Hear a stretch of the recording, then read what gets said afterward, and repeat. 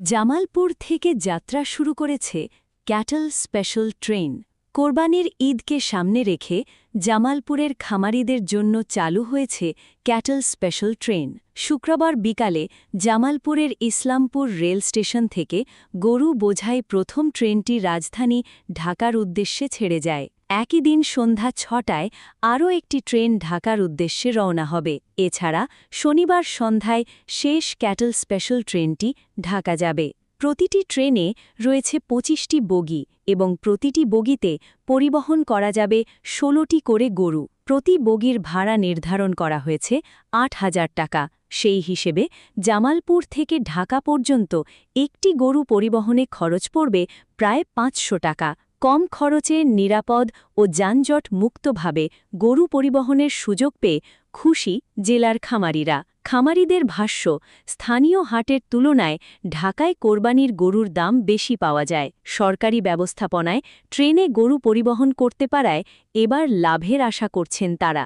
জেলা প্রাণিসম্পদ বিভাগের তথ্য অনুযায়ী কোরবানির ঈদ উপলক্ষে জামালপুর জেলার প্রায় ১২,১৮৪টি ছোট বড় খামারে প্রস্তুত করা হয়েছে ১,০৭,০৬৫টি কোরবানির পশু। জেলার চাহিদা মিটিয়ে অতিরিক্ত পশু রাজধানী ঢাকাসহ দেশের বিভিন্ন হাটে পাঠানো হবে।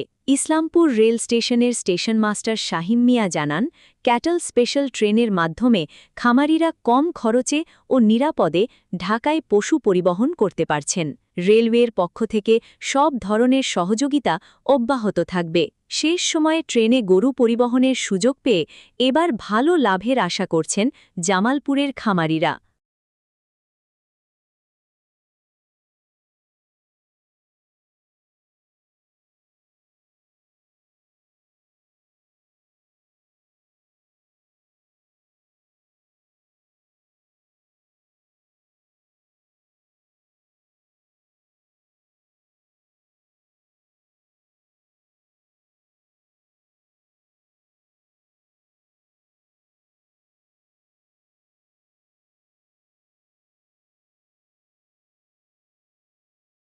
প্রতি বছরের ন্যায় এবার আমাদের ঈদুল আজহা উপলক্ষে Bangladesh railway wagon cattle special train চালাচ্ছে। তারই ধারাবাহিকতা আমরা এবার টোটাল ৩টা গাড়ি চালাবো। ৩টা গাড়িতে ৭৫টা ওয়াগন যাবে এবং প্রতি ওয়াগনের ভাড়া হচ্ছে ৮,০০০ টাকা। এবং এবার অন্যান্য বছরের তুলনায় এবার আমাদের চাহিদা আরো বেশি এবং সেই তুলনায় আমাদের গাড়ি স্বল্পতার কারণে পুরোপুরি চাহিদা দিতে পারি নাই। ইনশাল্লাহ আমরা চেষ্টা করবো আগামী বছর তাদের মানে পুরো চাহিদা অনুযায়ী গাড়ি দেওয়ার ব্যবস্থা করা যায় কিনা এটা আমি চেষ্টা করবো। নিরাপত্তা বিষয়টা হচ্ছে যে সবসময় তারা খুবই যত্ন সহকারে যেতে পারে, কোনো ধরনের ভোগান্তি হয় না, কোনো ধরনের চাপ নাই, কোনো ভোগান্তি যানজট কোনো কিছু তাদের ভোগান্তি হয় না। আমাদের নিরাপত্তা বাহিনী তাদেরকে ঢাকা পর্যন্ত নিয়ে যাবে এবং ঢাকা পৌঁছার পরে নিরাপত্তা দিবে। আমাদের কোনো ব্যবস্থা নেই এবং আমরা শুধু এক ডাউনই চালাবো। আমাদের আমাদের ওইভাবে হয়তো ওরকম গাড়ি থাকবে না, কারণ আমাদের একটা গাড়িতে ২৫টা ওয়াগন থাকে।